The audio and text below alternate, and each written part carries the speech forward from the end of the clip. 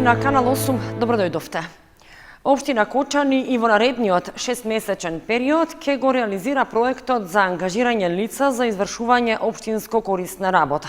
Веќе е објавен повикот за пријавување на заинтересираните кои треба да се наоѓаат во евиденцијата на Агенцијата за вработување, а ќе извршуваат услуги со кои им помагаат на граѓани од социјално ранливите категории. Седма година поред во Кочани се реализира проектот за извршување општинско корисна работа во кој се вклучени невработени лица на евиденцијата во Агенцијата за вработување. Под мотото «Мисија», со него годинава ќе се ангажираат 5 лица за стекнување вештини и постепено вклучување на пазарот на труд. Тие ќе имаат работна обврска како придружници на лицата со попреченост, односно ќе треба да им помагаат при набавката на производи, плаќање сметки, придружба до болница, хигиена во домот, подготовка на храна и слично. Ангажманот ќе биде со скратено работно време за период од 6 месеци, доколку лицата поседуваат соодветен сертификат за давање социјални услуги, или пак 7 месеци доколку преку програмата треба да се стекнат со соодветен сертификат за социјални услуги. Заинтересираните невработени е неопходно да се пријават во Агенцијата за вработување. Избраните лица кои ќе бидат вклучени во програмата општинско корисна работа ќе имаат работен ангажман од 20 часови неделно, при што за време на ангажманот статусот на невработени ќе им остане непроменет. Невработените лица корисници на социјална помош додека трае работниот ангажман ќе им биде активно правото на користење на помошта. Право на учество во програмата општинско корисна работа имаат сите невработени лица, при што предност им се дава на оние кои што за прв пат учествуваат во програмата. За кандидатите кои ќе бидат избрани и вклучени во општинско корисната работа се предвидува бруто паричен надоместок во висина од 9000 денари, што вклучува персонален данок на доход и осигурување од случајна несреќа. Кандидатите треба да се невработени, при што треба да исполнуваат некои од условите, односно да се евидентирани невработени лица и треба да припаѓаат на една од следните целни групи: лица со попреченост, жени припадници на ромска етничка заедница и на останатите етнички заедници, или пак лица припадници на ромска заедница, а при тоа неопходно е да имаат завршено основно или средно образование. Со одржување инфосредби со земјоделците на терен продолжуваат активностите од втората фаза на проектот Добра земјоделска практика, богат биодиверзитет. При тоа се разговара за начините на кои сламата по жетвата на оризот ќе може да се собира и преработува, наместо да се пали на нивите. Реализирана е првата серија од инфосредбите со земјоделците од Кочанскиот регион во рамки на втората фаза од проектот Добра земјоделска практика, богат биодиверзитет, со кој се подигнува јавната свест против палењето на сламата и страништата и штетните последици од тоа. Од Сдруженијето на жени земјоделки Агровинка, кое го спроведува проектот на терен, информираа дека било разговарано со земјоделските производители од 20 села во општините Кочани, Виница, Зрновци и Чешиново Облешево. При тоа се укажувало на можностите за одржливо управување со жетвените остатоци. Одзивот и интересот кај земјоделците бил солиден, при што се разменети и мислења како да се собира сламата и таа да се преработува, наместо да се пали. Некаде помалку, некаде повеќе, ама просек се зема дека има по 20 земјоделци. Од нив главно, нели, после презентациите што ги одржавме, значи ќе кажеа што се соочуваат, кои се проблемите и што би требало да се направи. Значи, дефинитивно во сите села сакаат да се определи дали од општината од државно место, државно земјиште, да има како одлагалиште и таму луѓето кој е во можност да може да си ја балира сламата и таму да ја одлага, па после да се договарат да се носи во пречистителната станица или не. Имаме уште, значи, сега во наредната фаза, значи во втората фаза, почнуваме со инфосредби во 10 села, Мојанци, Горни, Долни Подлак, Тркање, Бања, Облешево, Станчево, Ридари, Прибачево, Грдовци и Зрновци, од 10 септември до кај 20 септември, значи треба да ги повториме инфосредбите како повторување или почеток да ги подсетиме пред да започне жетвата оваа година. Покрај тоа што се разговарало со земјоделските производители, остварени се и контакти со бизнис секторот кој искажал интерес за преработка на сламата. Имаше представници од земјоделски задруги, тие представници исто така беа и во работната група. Мислам дека има забелишки од нив и не сакат, него препораки од нив беше да се прават компостари. Акцентот се ставаше на компостарите. Потоа имаше да се предложат во програмата за рурален развој и да се воведат мерка како субвенционирање за набавка на машини, за правење на пелети, на земјоделски отпад, за сецкалки да се набават на комбајните. На 2-3 места го дадоа како сугестија да имат дневно, да вртат како патрола полицијата и противпожарните, за да контролират за тоа што имаше во тој период кај што имавме ние инфосредбите, имаше пак запалено. Исто така имаше многу сугестии да се набават ролобалирачки, или од водовод да си набават ролобалирачка. Значи, у самиот старт на жетвата и да се балира сламата.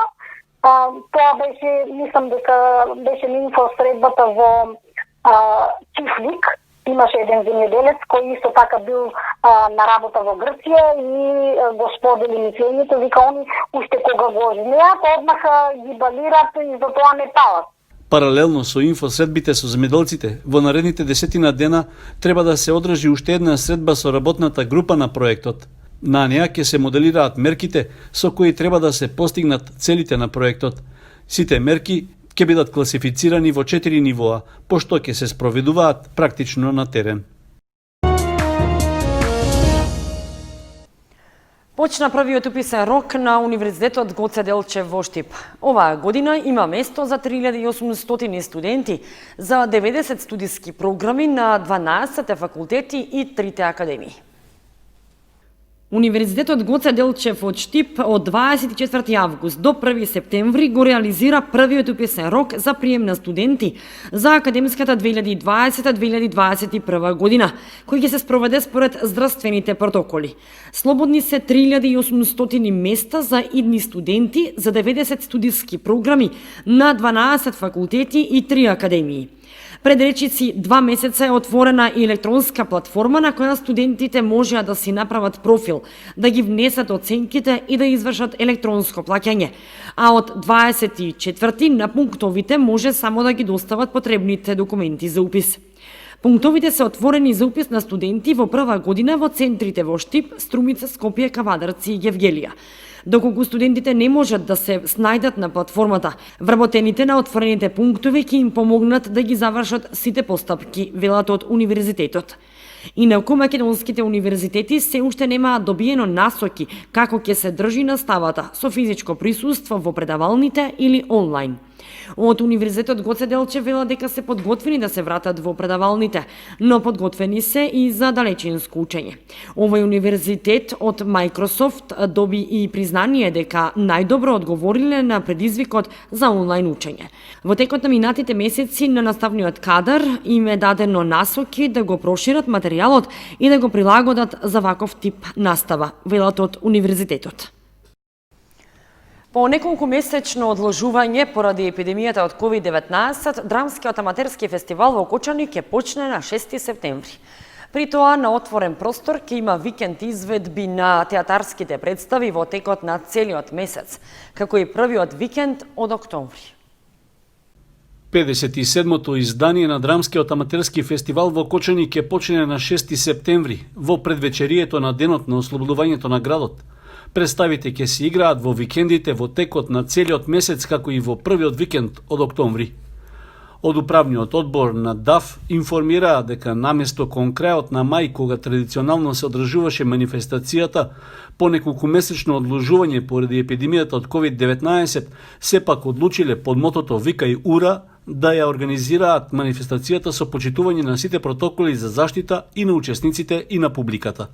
Благодарение на заложбите и финансиската подршка што фестивалот ја доби од Советот на општина Кочани и Министерството за култура, и следејќи ги препораките на владата за организирање настани, ние, собранието на ДАФ, одлучивме дека ќе правиме фестивал и најавуваме одржување на традиционалниот ова година 57 поред.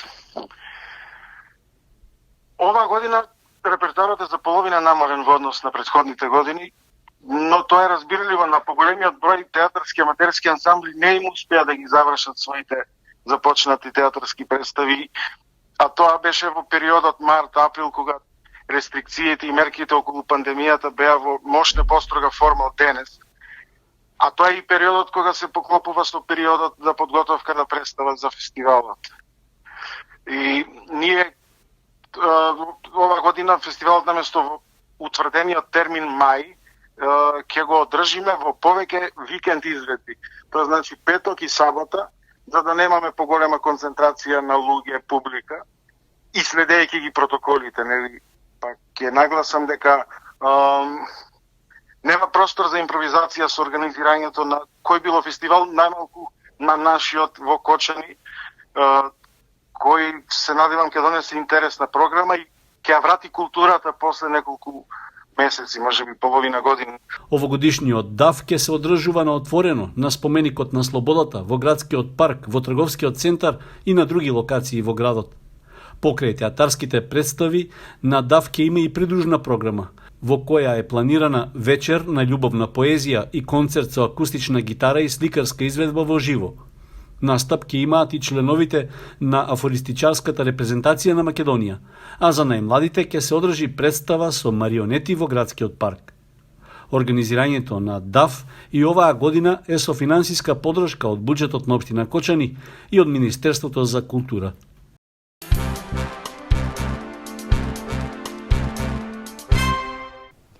Од 25 август во функција е новиот алгоритам за оздравување пациенти заболени од COVID-19.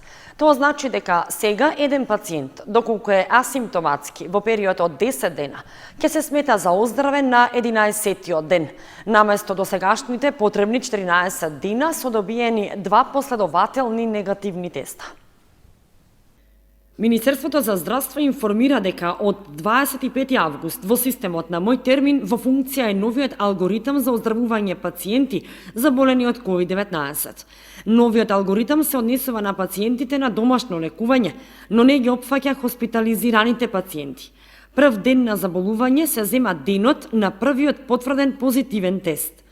За разлика од досегашниот алгоритам, каде што со истекот од 14 дена беше потребно да се добијат 2 негативни последователни теста во 24 или 48 часа, во согласност со светските истражувања, сега еден пациент, доколку е асимптоматски во период од 10 дена, ќе се смета за оздравен на 11-тиот ден.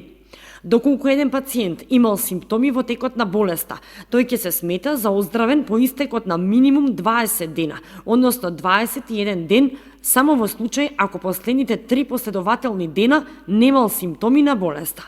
Процесот на оздравување сега е во целост поврзан со дневните извештаи што ги пополнуваат матичните лекари за своите позитивни пациенти и регистарот за позитивни пациенти на COVID-19. Во Националниот систем за електронски евиденции во здравството Мој термин се проверува дали за секој нареден ден има пополнет дневен извештај од матичен лекар или негова замена.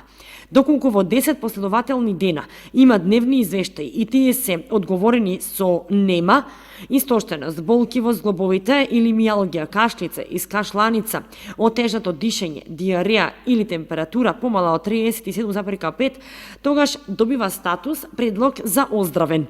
Пристап до статусот на пациентите во Мој термин ќе имаат епидемиолозите во центрите за јавно здравје. Истече рокот до кога граѓаните можеа да отворат нова сметка во друга банка по пропаѓањето на Евростандард банка. Затоа деновиве пред банките се создаваа гужви, бидејќи тоа требаше да го сторат и корисниците на парични средства од социјална и детска заштита, а кои биле корисници на пропаднатата банка. Истече рокот до кога можеа корисниците на парични права од социјална и детска заштита да отворат сметка во друга банка. Имено корисниците на парични права од социјална и детска заштита, изгрижувачките семејства, кои биле клиенти на Евростандард банка АД Скопје и средствата ги добивале на картичка, ги подигнувале на шалтерите на банката или ги добивале во својот дом, како и оние што ги подигнувале на шалтерите на АД Пошта на Северна Македонија. Заради продолжување на навремена и редовна исплата, потребно беше да се отвори сметка во друга банка. Затоа и деновиве беше гужва на шалтерите на банките. Граѓаните отвораа нови сметки.